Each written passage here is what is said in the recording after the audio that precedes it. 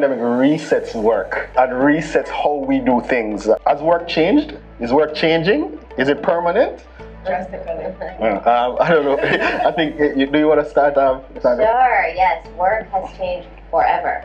And there are trends that are on the micro level, at the company level, at the individual level, and there are trends that are at the global level and the national level, right? Mm-hmm. So at the micro level, the individual is seeing how their relationship to the space of work has changed, from working from home to using a lot more technology and digital tools, to trying to create community and camaraderie while being physically distant. And at the company level, the way they think about the work environment has changed significantly. Mm-hmm. So there's automation happening at a pace that has never happened before. Yes. Mm-hmm. There is contract labor, which we'll talk about. Mm-hmm. There is real estate questions and commercial real estate that's happening. On the national and global level, for me, the question is, should jobs become borderless? Right. If we're now all working from wherever we want in the world, do jobs belong to a specific country, or are all jobs becoming more global and all talent around the world able to compete for the same job now? So all these trends are like shifting right beneath our feet and are recreating completely what it means to work. All right. Is this a good or a bad thing? Catherine, is this good? Is this bad? Should we be scared? So I don't know that it's good or bad. I would say it's mostly good, or more good than bad. Because like Lysandra said, at the end of the day, it has helped us to move at a pace that we never predicted that we needed to move to. Because the reality is that in Jamaica, unfortunately, we have a lot of companies that are seasoned, that are very traditionally corporate. And so it has caused a lot of them to stop and realize that it's time to catch up with the rest of the world. Right. I mean, people have been working from home for a long time. People have been using flex hours for a long time. And you also find that people are a lot more productive now because they're spending less time on the road in traffic. Yes. And so you have a lot more time to focus on what's important. And you realize that you don't need somebody standing up over you to get something done. Where I have found that a lot of us are a lot more productive now than when you're at office, because there are a lot more distractions when you're in the same space as several other people. Sure. But I want to jump on that because that's the pro side of working from home, right? But there are big cons as well, especially for parents with young children. And now the borders or the boundaries between work and home have shifted so much that work is becoming a bigger and bigger percentage of your entire life because it's invaded the home space. So I'm finding that people love remote working, but not 100%. Right. I think we're going to move to some kind of hybrid between remote and not. There's a lot of talk around our homes aren't designed for work. As a matter of fact, in a real way, I experienced this, even though I have a full office setup at my home now. Everything, my entire downstairs area is now my office, right? Which is great. But because I have lived in this home for a long time, I have a way of living in my home. Yes. And what I found in March when I made that transition is I worked from the spaces in my home that was comfortable to me.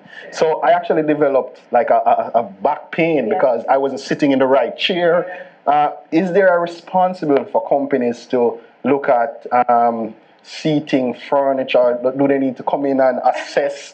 Do they need to what is it? Because everybody's trying to figure this out. Yeah. How does, as an entrepreneur, myself as an employer, what do I need to do to ensure that my team is effective in working? Great question. And I think the reality is that accountability is important, and the responsibility is ours.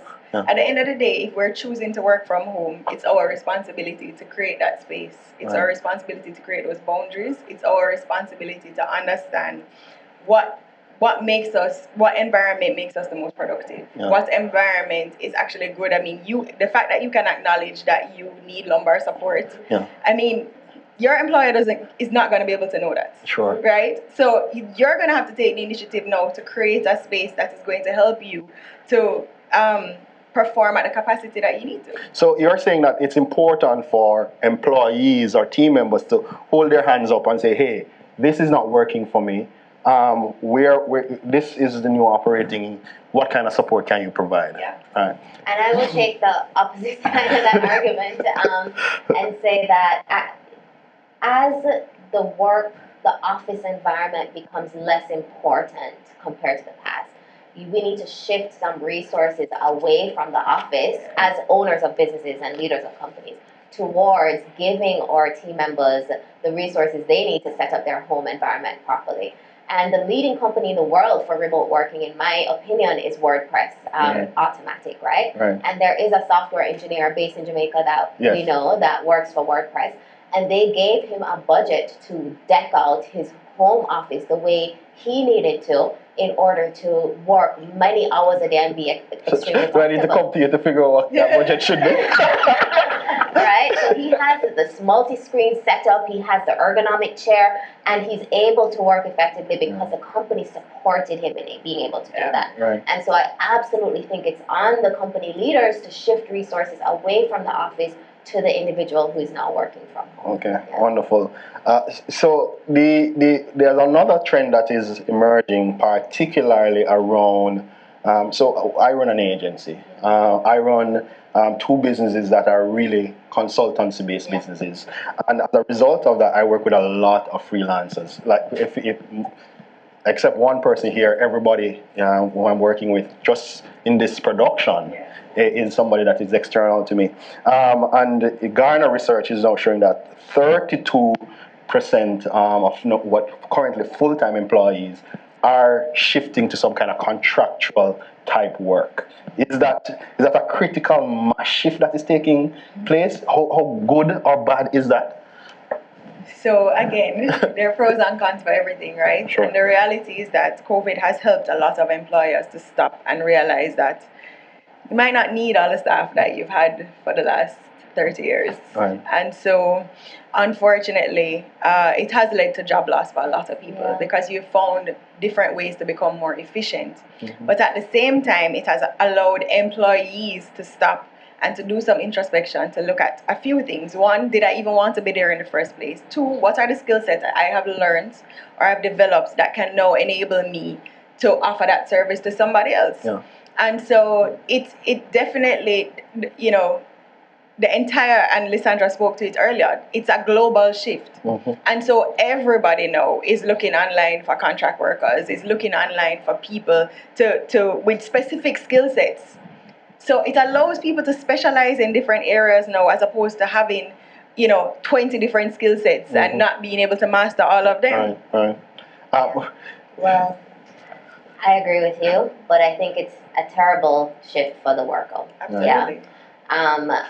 So companies are moving to contract workers in response to the uncertainty around the pandemic and not knowing how long it will last. And so in order to plan, to do corporate planning, you have to look at your team now as a variable cost, that when your demand goes up, you expand the team. When demand goes down, you contract the team. But at the same time, the individual wants more stability, wants more certainty. As the world collapses, the world we knew collapses around us, we want a steady income, and we're now more willing to take a full-time job than become an entrepreneur compared to pre-pandemic. So the needs of the business and the needs of the team member have shifted, and there's a disconnect there. And unfortunately, I think it's going to lead to a big inequality gap between highly skilled, high-performing team members who are service-driven and can work from a laptop versus the low-skilled worker who has to go in and deliver in-person services. Right. Yeah. Some jobs cannot be remote. Some jobs cannot be work from home. Yeah. And so this disparity, governments are really going to have to step in to level the playing field a little bit. And workers need to upskill themselves. The best thing you can do for yourself is to get training online, get more certifications, and upskill yourself so that your skills are more transferable. A lot of employers are taking advantage of this COVID situation. And so you find that a lot of people are in limbo because they're continuing to be laid off, whether it's legal or not. You know, they've crossed over the 3 months and now they're saying, well, we're extending it for another 3 months, which absolutely is not legal.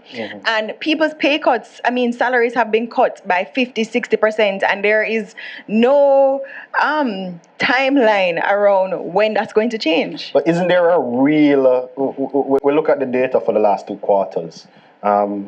Starting indicated that between March and up to the end of August, I think we declined, the economy declined by about 10%. Yeah. So there are certain big part, we look at what is happening in the tourism sector, which represents 40% of our foreign exchange earning. There are some real challenges for businesses.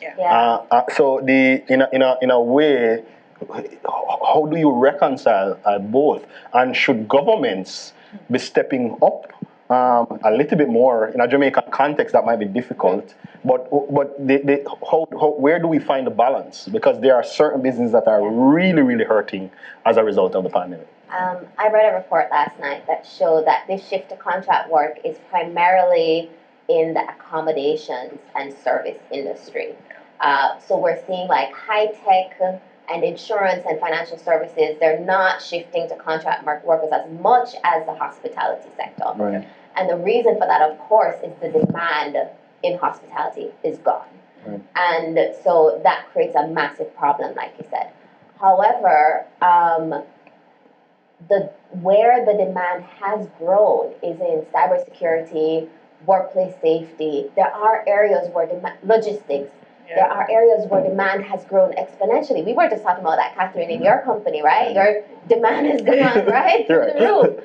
And so workers need to be reskilled away from those jobs that they've lost and towards the new jobs. And that's where governments, corporates with large pools of capital can really step in and help the worker to transition. I think that the moment that we're in is scary. Uncertainty and change is scary, but it's also full of opportunity. So we're going to have to cultivate the neuroplasticity of our minds.